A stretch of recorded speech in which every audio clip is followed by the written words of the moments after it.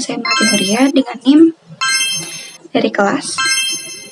Pada kesempatan ini, saya akan mempresentasikan hasil analisis saya mengenai kesalahan ejaan bahasa Indonesia yang sering kita temui di ruang publik. Video ini dibuat untuk memenuhi tugas mata kuliah bahasa Indonesia. Yuk simak videonya.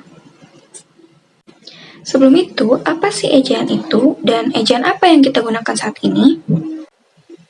Ejaan adalah keseluruhan pelambangan bunyi bahasa, penggabungan dan pemisahan kata, serta penempatan tanda baca dalam tataran satuan bahasa.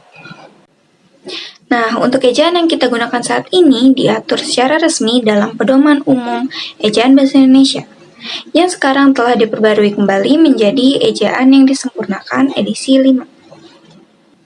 Secara garis besar, aturan ejaan mencakup 4 aspek utama, yaitu pemakaian huruf seperti huruf abjad, huruf vokal, huruf konsonan, huruf diftong, gabungan huruf konsonan, huruf kapital, huruf miring, dan huruf tebal.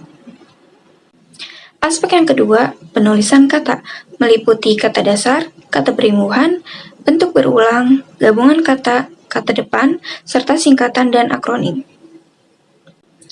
Aspek ketiga, pemakaian tanda baca, yaitu ada titik, koma, titik dua, tanda hubung, dan tanda petik. Dan aspek yang terakhir adalah penulisan unsur serapan. Oke, setelah kita mengetahui ejaan secara garis besar, kita masuk ke inti dari video ini, yaitu analisis kesalahan ejaan yang sering kita temui di ruang publik. Saya menganalisis berita yang berjudul Kunjungan Khusus Menteri Kelautan dan Perikanan ke Gusnar Ismail, dukungan penuh untuk Provinsi Agro-Maritim. Berikut kesalahan dari berita ini. Kesalahan pertama ada pada penulisan kata depan, yang seharusnya dipisah karena menunjukkan tempat atau posisi. Kesalahan selanjutnya adalah dari ketiga kata ini, penulisan kata depan seharusnya digabung karena merupakan imbuhan pasif. Selanjutnya ada kata kuandang. Penulisan kuandang seharusnya diawali dengan huruf kapital karena kuandang merupakan nama tempat.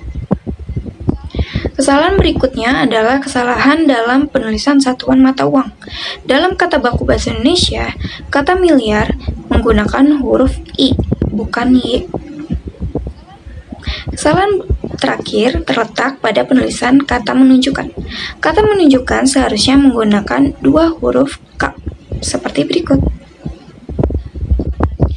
Nah, untuk analisis berita kedua, berita yang saya gunakan berjudul Gebyar UMKM Gorontalo 2025, catatkan transaksi 2,04 miliar. Untuk kesalahan pertama pada berita ini terletak pada frasa sementara itu. Sebab menurut kaidah ejaan bahasa Indonesia, frasa sementara itu wajib diikuti tanda koma, karena berfungsi sebagai konjungsi antar kalimat yang terletak di awal kalimat. Kesalahan selanjutnya ada pada penulisan kata ke depan. Seharusnya penulisan dipisah, karena ke berfungsi sebagai kata depan yang menunjukkan arah, waktu, atau tujuan. Oke, selanjutnya kesalahan pada tanda baca. Sebelum kata yaitu, wajib menggunakan tanda koma. Karena menurut kaidah EYD 5, kata yaitu umumnya didahului oleh tanda koma, karena berfungsi sebagai konjungsi yang memerinci atau menjelaskan. Selanjutnya ada istilah fashion show. Karena istilah ini merupakan bahasa asing, maka penulisan yang benar harus dicetak miring. Nah, kesalahan terakhir dari berita ini ada pada kata layanan. Karena kata ini bukan merupakan awalan kalimat atau paragraf dan bukan merupakan kepanjangan dari sebuah singkatan, maka penulisan yang benar tidak menggunakan huruf kapital di awal kata. Sekian analisis dari saya mengenai kesalahan ejaan bahasa Indonesia yang sering kita temui di ruang publik. Terima kasih telah menonton video ini. Bye-bye.